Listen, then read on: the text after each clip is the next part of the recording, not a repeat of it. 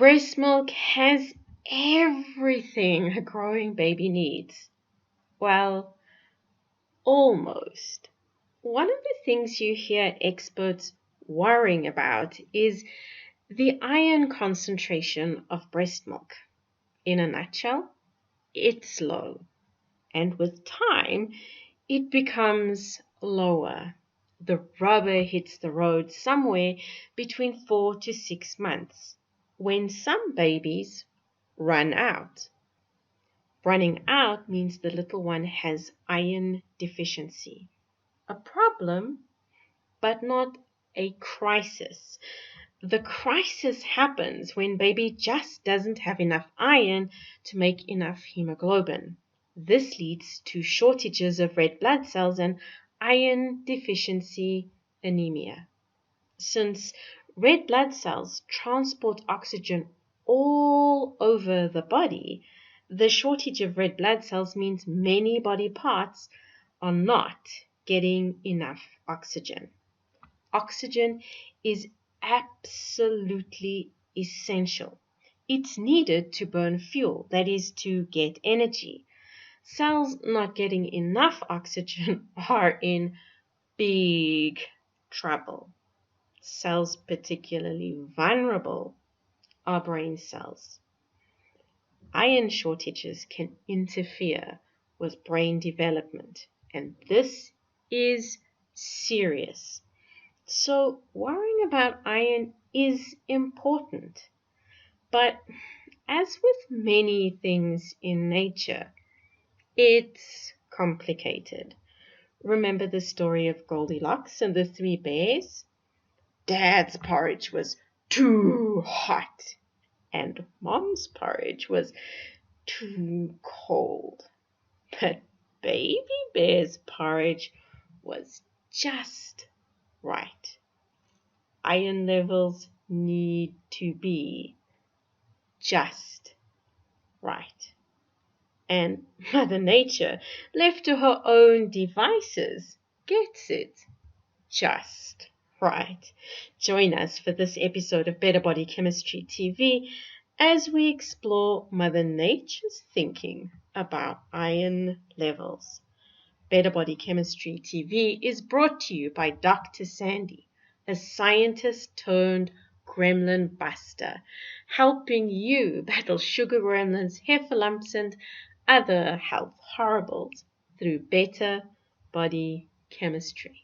Remember, small things can make a big difference to your health. Mother Nature gifts baby with an iron endowment at birth. A newborn baby has lots of iron, around 94 milligrams per kilogram. On paper, this should be enough to keep baby going until baby starts to eat complementary foods, which in the distant past would not have been bowls of baby porridge, but iron-rich meat. Why didn't she just keep sending iron to baby via the breast milk? She could have. On paper, Mom has enough to share, but she doesn't. Why not? Because too much iron can be just as problematic for Junior as too little. The problem with too much iron is it's available to feed baby and company. And the company we're worried about are the bacteria living in the gut. The good guys actually don't need iron. The not so good guys do. The more iron that is around, the more bad guys take up residence.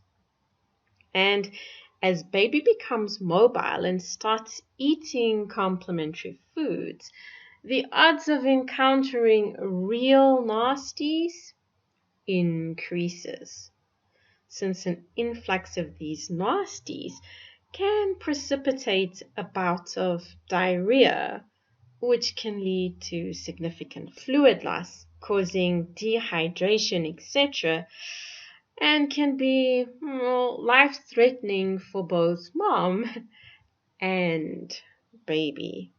Keeping the number of nasties to a minimum is smart thinking. Unfortunately, we don't always think smartly. We steal baby's iron endowment and then feed the bad guys by adding lots and lots of iron to formula and encouraging breastfeeding moms to give baby iron supplements. How do we steal baby's iron endowment?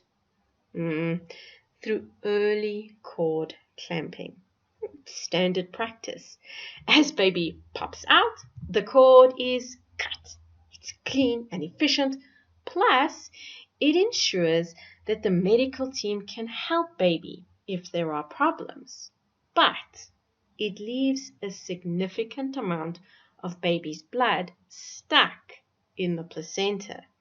Since these blood cells are the iron endowment, baby starts out with less iron than Mother Nature intended. It's not a problem for a formula-fed baby, but it can become a problem for a breastfed baby. The formula-fed baby is protected from iron deficiency, but the formula-fed baby is not untouched. Formula-fed babies are a lot more likely to suffer from infections. And infections can be life-threatening too.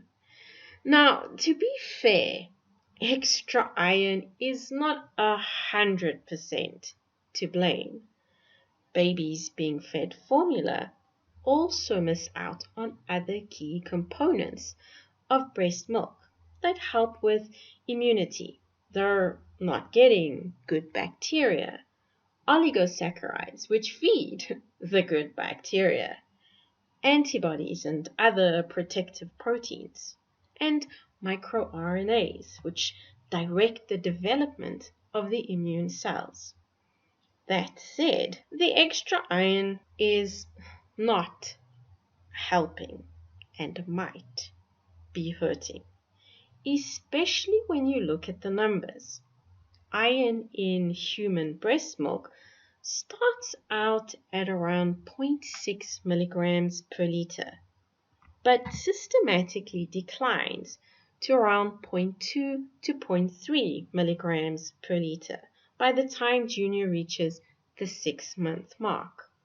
Contrast this with iron levels in formula. Iron levels vary from 4 to 12 milligrams per liter. Levels tend to be lower in Europe than in America, but that's still 40 times more.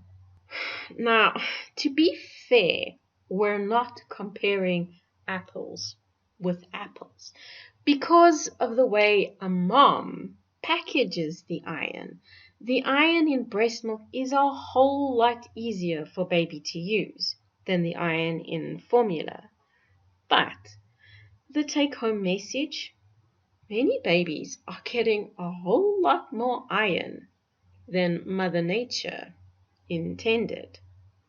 And chemically speaking, iron is rather reactive. So any extra iron coming into the system needs to be removed from the circulation to avoid oxidative stress. The body stores excess iron in a variety of places. This extra iron can become problematic. Excess iron stores have been linked with neurodegenerative diseases like Alzheimer's and Parkinson's disease, as well as diabetes. It probably is better to do things Mother Nature's way. Opt for delayed cord clamping, so your baby gets a bigger iron endowment. Breastfeed if you can. If you can't, when shopping for formula, look at the levels of iron. Opt for brands with lower iron levels. This is one of those times more is not better. And be very cautious of giving baby an iron supplement. So you end up creating better body chemistry for your little one. Interested in discovering more ways to create better body chemistry so you optimize your health and the health of your family? Visit our website at www.betterbodychemistry.com. Browse our library or enroll in one of our courses or programs. The advice is simple to follow and based on real science, not hype. Know someone who's expecting? Share this video with them so they understand how awesome Mother Nature is. And if you enjoyed the video, be sure to subscribe to our channel so you catch future episodes of Better Body Chemistry TV. Thank you so much for watching, and I'll see you next time. Remember, small things can make a big difference to your health.